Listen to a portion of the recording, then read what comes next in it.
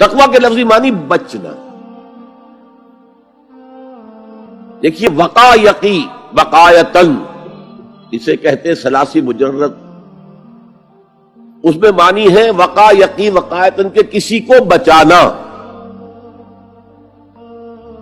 اور آپ بڑی آسانی سے یاد رکھ سکیں گے کہ جو ہماری دعا ہے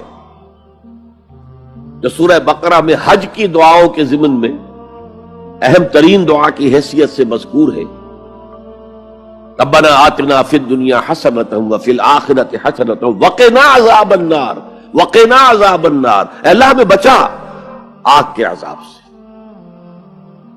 وقا یقی وقایتن کے معنی ہے کسی کو بچانا.